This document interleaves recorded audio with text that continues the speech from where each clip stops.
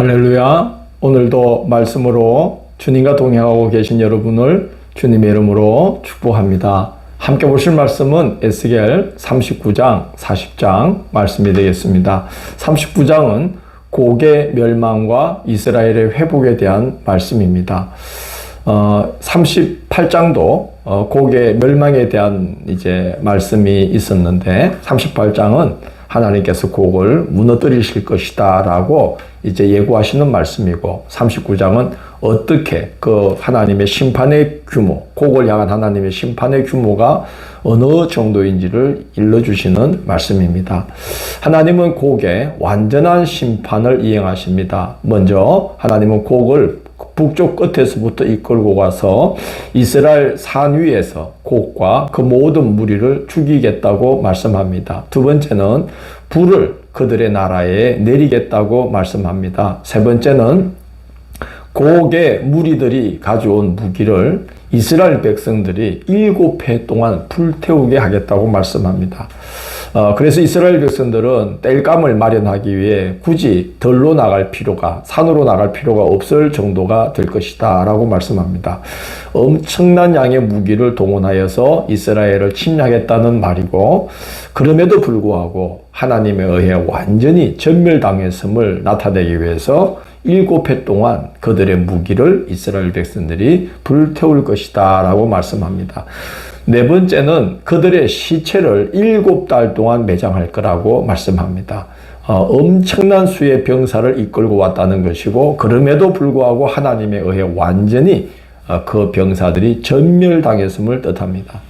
곡의 완전한 심판을 보면서 7절을 보면 비로소 이스라엘 백성들은 여호와가 하나님이신 것을 알게 되어서 다시는 그의 거룩한 이름을 더럽히지 않게 될 것이고, 23절을 보면 이방 나라들은 무엇을 알게 되냐 하면, 여호와가 무능해서 자기 백성을 이방 나라에 넘기신 것이 아니라 이스라엘 족속의 죄악으로 말미암아, 그들의 죄로 말미암아 그들이 사로잡히게 되었던 것이구나 하는 것을 알게 될 것이라는 것입니다. 26절을 보면 하나님께서 범죄한 그 이스라엘을 회복시키기 위해서 그렇게까지 열심을 내는 모습을 보면서 이스라엘이 부끄러워하며 그동안 범죄한 것을 뉘우치게 될 것이다, 그렇게 말씀합니다. 바로 그렇게 곡의 멸망을 통해서 이스라엘을 그런 식으로 회복시키겠다는 말씀을 하고 있는 것입니다.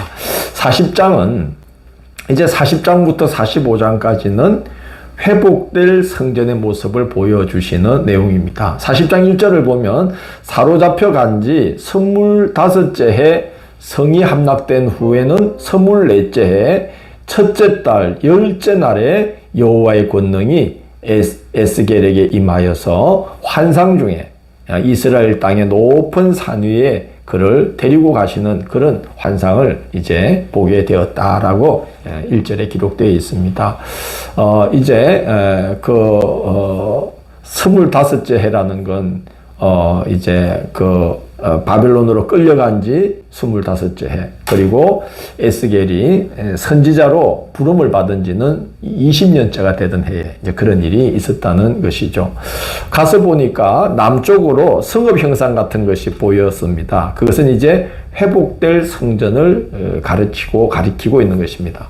3절을 보면 그래서 에스겔이 그곳으로 가보니까 모양이 놋같이 빛나는 사람 하나가 3줄과 청량하는 장대를 가지고 성읍의 문 앞에 서 있는 것을 보게 됩니다. 천사가 새롭게 회복될 성전의 여러 곳을 안내하기 위해서 그 문 앞에 딱 대기하고 있는 모습을 가리키는 거죠. 3줄은 건축을 할 때 또는 건축물을 부술 때에 긴 공간, 그러니까 마당 같은 거, 땅 이런 걸 청량하기 위해서 3줄을 쓰고, 장대는 비교적 짧은 공간, 성벽과 방, 문 이런 길이를 청량하기 위해서 장대를 씁니다.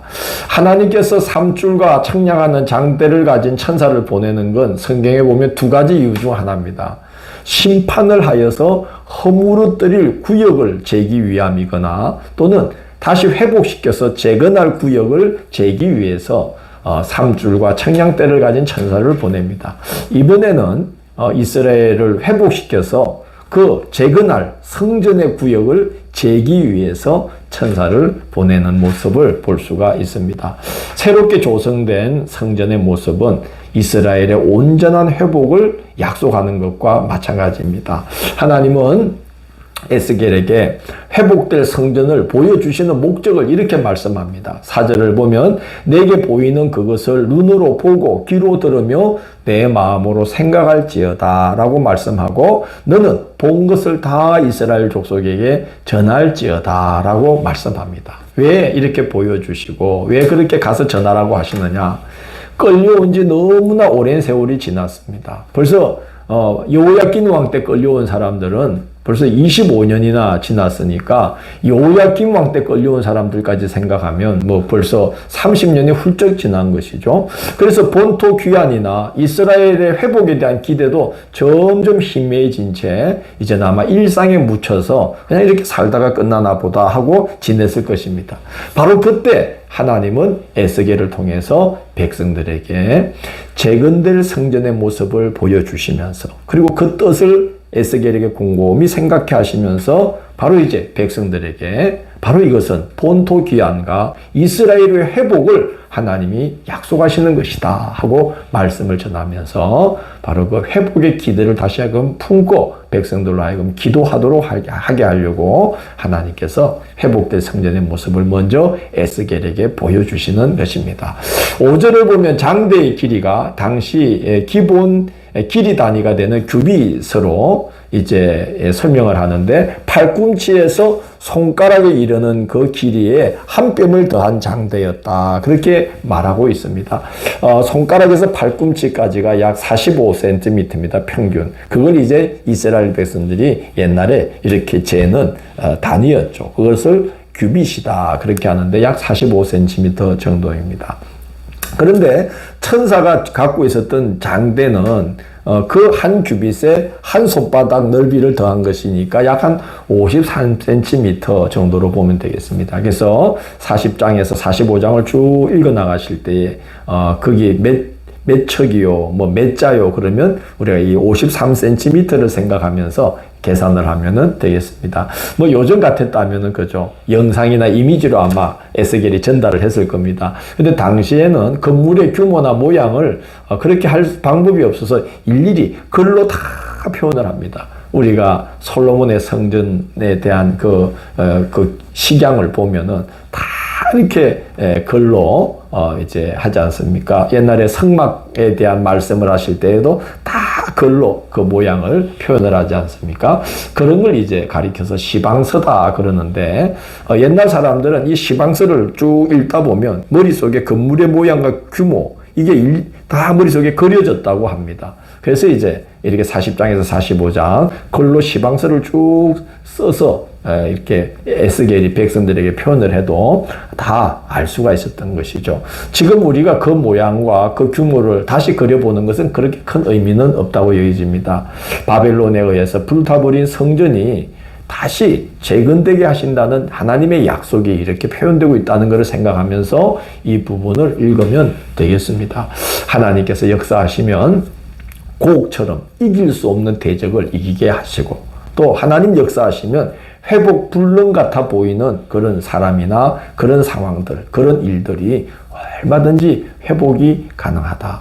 전혀 그런 회복이 캄캄해 보이는 상황에 있다 할지라도 하나님이 역사하시면 그 일을 이루신다 하는 것을 바로 이 성전 재건될 성전의 회복을 에스겔에게 이렇게 보여주면서 백성들에게 이제 그 말씀을 전하고 있는 것입니다. 우리가 그렇게 하나님께 소망을 두고 살아가면 하나님께서 지금도 우리에게 같은 역사를 이루실 거라고 믿습니다. 내일 9월 10일 금요일은 에스겔 41장에서 43장을 여호와의 영광이 성전으로 들어가고 라는 제목으로 살펴보도록 하겠습니다. 오늘도 함께 해주셔서 감사합니다. 주님, 항상 하나님께 소망을 두고 살아가도록 인도해 주시기를 원합니다. 세상의 것에 소망을 두고 거기에 목을 매거나 그러한 것들에 꽂혀서 살아가지 않도록 인도하여 주시고 하나님께 마음을 묶어두고 살아가면 하나님께서 우리로 하여금 필요한 것들을 얻을 수 있도록 우리의 삶을 채우시고 또 주님이 계획하신 선한 길로 우리의 걸음을 친히 인도하시며 길을 열어주심을 저희가 믿습니다. 그래서 오로지 하나님께 소망을 두고 살아가며 하나님의 뜻을 받들며 하루하루를 살아가도록 인도하여 주옵소서. 예수님 이름으로 기도드립니다. 아멘.